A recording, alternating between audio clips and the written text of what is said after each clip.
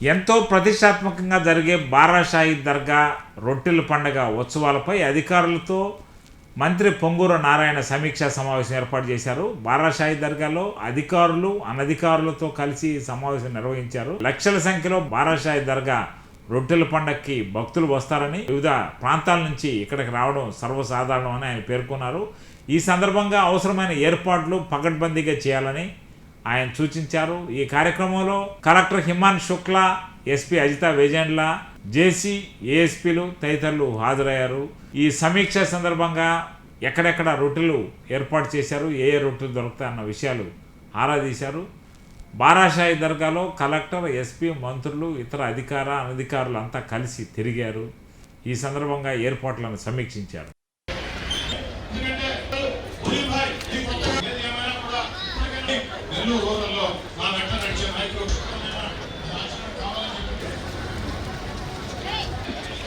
చాలా ప్లేస్ ఉన్నారు.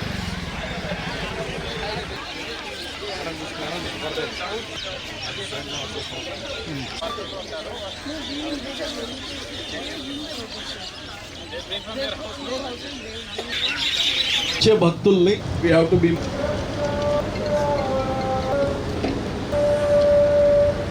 కుల మతాలకు అతీతంగా జరిగే రొట్టెల పండుగ.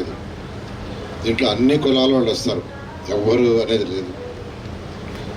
మన నెల్లూరు కార్పొరేషనే కాదు, నెల్లూరు జిల్లానే కాదు, ఈ రాష్ట్రంలో ఉన్న జిల్లాల నుంచే కాదు, ఈ దేశంలో ఉండే రాష్ట్రాల నుంచే కాదు, ఇతర దేశాల నుంచి కూడా ఇక్కడికి వస్తారు. దుబాయ్, అబుదాబి ఇలాంటి వాటి నుంచి కూడా వస్తారు. 2014-19లో నేను మంత్రిగా అయినప్పుడు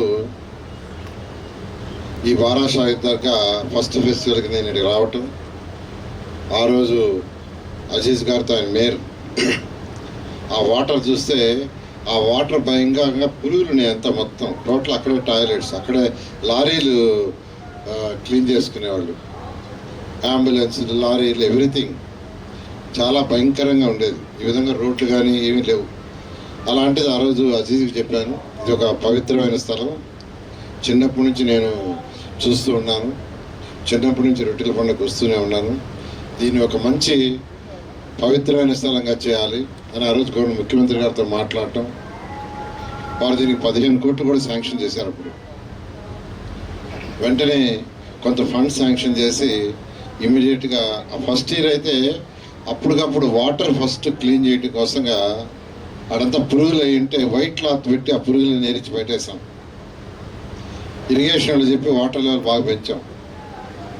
శానిటేషన్కి అంతకుముందు అయితే వచ్చిన వాళ్ళు టాయిలెట్స్ అక్కడే చెరువులోనే, స్వర్ణాల చెరువులోనే టాయిలెట్స్ పెట్టుకున్నాడు. అలా కాకుండా మొబైల్ టాయిలెట్స్, ఆ విధంగా ఫస్ట్ ఇయర్లో కొంత ఇంప్రూవ్ చేసాం. సెకండ్ ఇయర్కి వచ్చేళ్ళకి కొంత ఘాటు కట్టించాం, సిమెంట్ వదిలేసాం. తర్వాత థర్డ్ ఇయర్కి వచ్చేలాగా పర్మనెంట్ టాయిలెట్స్, ఇలా దీన్ని ఇంప్రూవ్ చేస్తూ వచ్చాం. ఫస్ట్ ఇయర్ వచ్చింది 4 లక్షల మంది. 2014లో రొట్టెల పండుగకు వచ్చింది 4 లక్షలు. 2019 అంటే 5 సంవత్సరాలు తీసేటప్పటికి 14 లక్షల మంది వచ్చారు ఇక్కడికి. ఆ రావడానికి కారణం ఏంటంటే ఇక్కడ ఏర్పాటు చేసిన ఫెసిలిటీస్.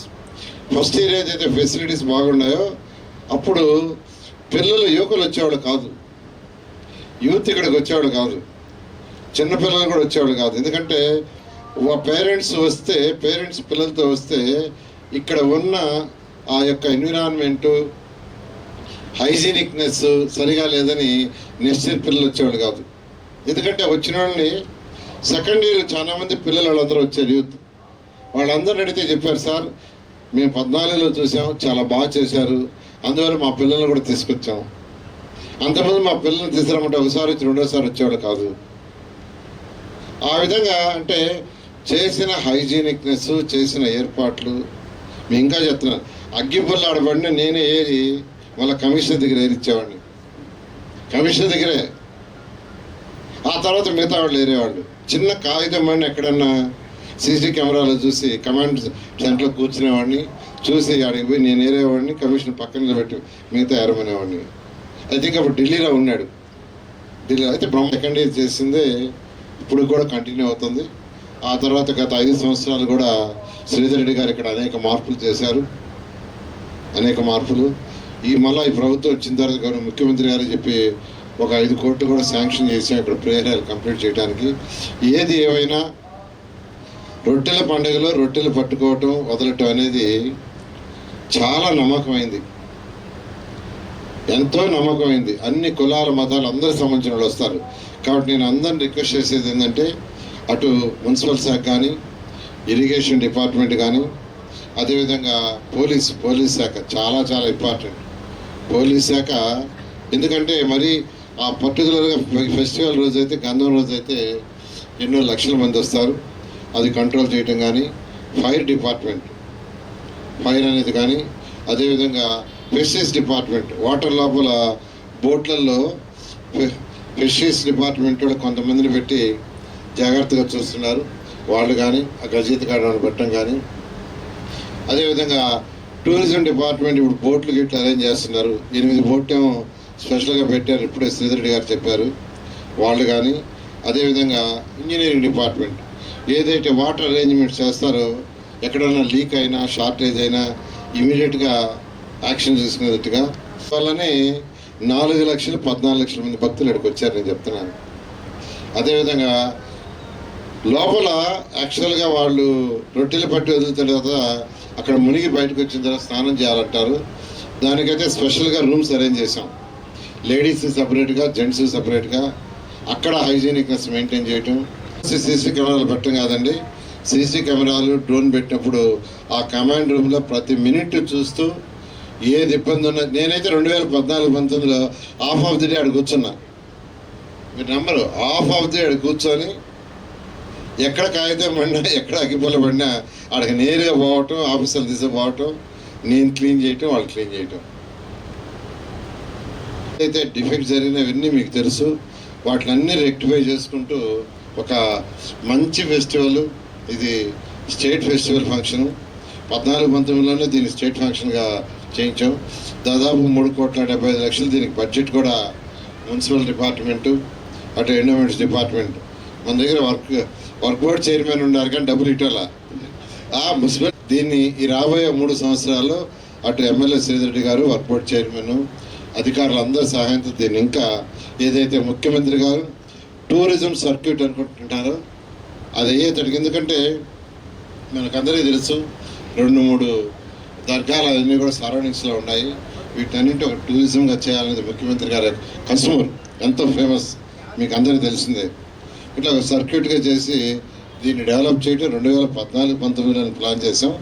ఆ విధంగా చేయాలంటే ఈ యొక్క పండుగను మీరు అందరూ ఒక పవిత్రమైన ఫెస్టివల్ అది, దీన్ని ఘనంగా చేయాల్సింది అందరిని రిక్వెస్ట్ చేస్తాం. Thank you. ఆఫీసర్స్కి అందరికీ ఆల్రెడీ అలవాటు ఉంది sir, already all officer sir. So మనం మీ ఇచ్చిన ఇన్స్ట్రక్షన్స్ ఇప్పుడు అమలు చేసేస్తాం సార్. ఐఎన్పిఆర్ డిపార్ట్మెంట్ నా రిక్వెస్ట్ అంటే ఇప్పుడు చాలా ట్రాఫిక్ మన రిస్ట్రిక్షన్స్ పెట్టడం జరుగుతుంది.